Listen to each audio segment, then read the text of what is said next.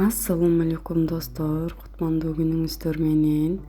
Бүгүн сиздер менен ушундай сонун болгон красный бархат пирожныйын жасайбыз. Биз менен бирге болуңуздар. Алгач биз керектүү заттарыбызды өлчөп, идиштерге салып алабыз. Бизге un, пищевой краситель, какао, сахар, кефир, растительное масло, разрыхлитель жумуртка керек болот. Биринчи биз кефирге пищевой красителибизди аралаштырып четке алып турабыз.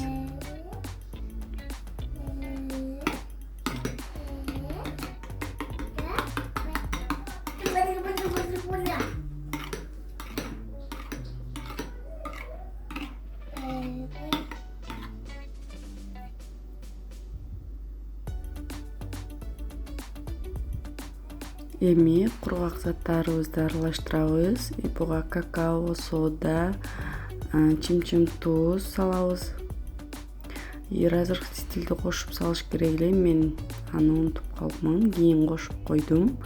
Ушинтип аралаштырабыз дагы, четке алып турабыз.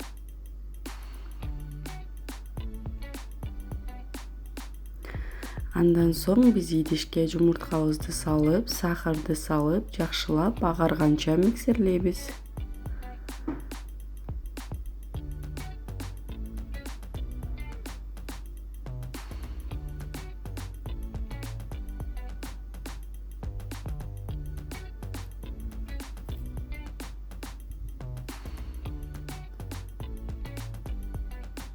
Ушундай аппак болуп көбүргөндөн кийин биз растительный масланы куябыз. Дагы кичине аралаштырып коебуз. Андан соң кефир куябыз.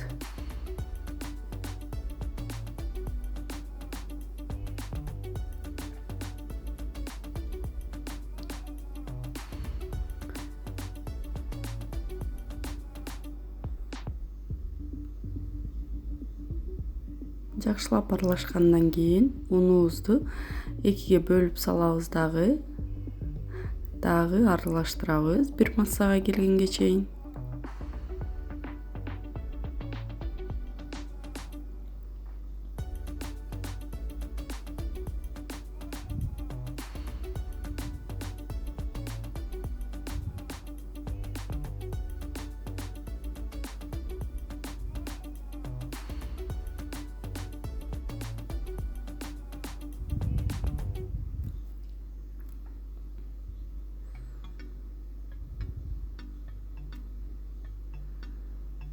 Окей, бизде ушундай сонун болуп бир массага келди.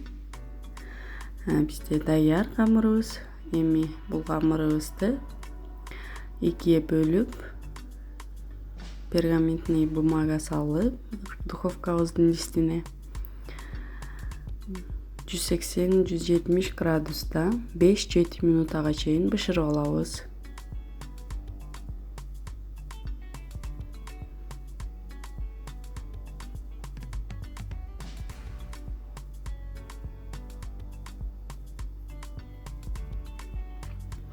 Бул жерде мен бир бөлүгүн куйдум. Жакшылап жаябыз, тегиздеп. Андан соң духовкага салабыз. Духовкабыз алдындан кызытылган болуш керек.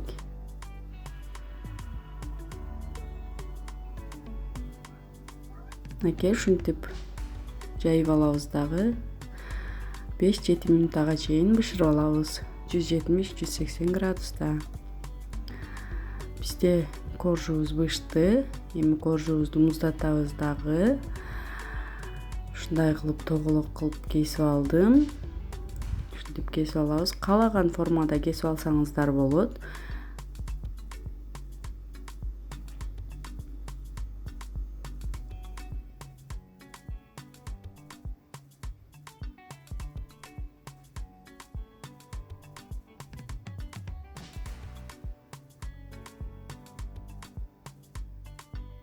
Эми кремин жасайбыз. Кремине мен ушундай крем-чиз иштеттим. Сливки, ушундай сливки иштеттим, 33%. Менде творожный сыр 100 грамм калган экен, ошону иштеттим. Если болсо сиздер 200-250 грамм иштетсеңиздер болот. Творожный сырды салып, андан соң сахарный пудраны салабыз дагы. Жакшылап аралаштырып алабыз.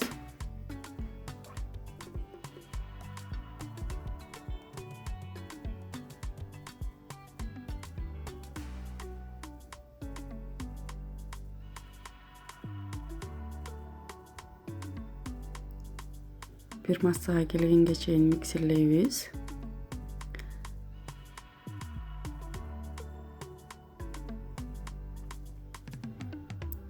Эми сливкини куябыз дагы миксерлейбиз андан соң.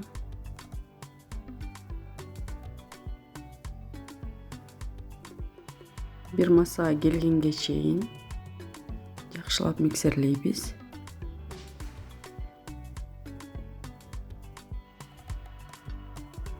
Мынакей бизде кремибиз даяр. Эми кремибизди кондитерский мешокко салабыз дагы. Пирожныйларыбызды коздоп чыгабыз.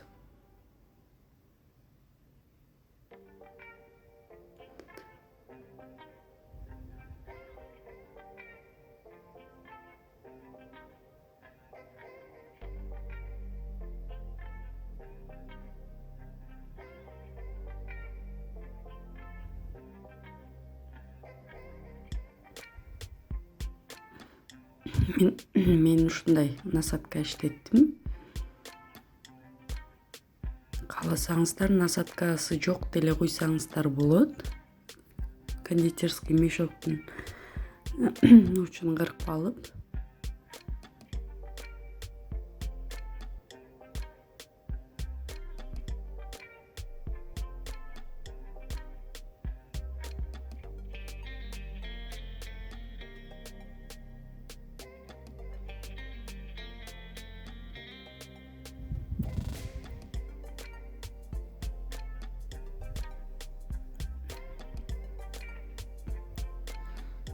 эми экинчи бөлүгүн коюп чыгабыз.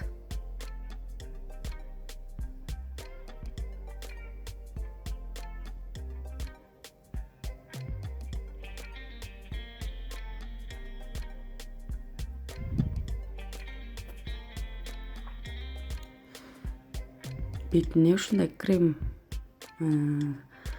сыгып чыктым. Андан соң бетине ушундай киви коюп коздоп алдым. Андан соң биз холодильникке 8 саатка салып коебуз, пропитка болуш үчүн.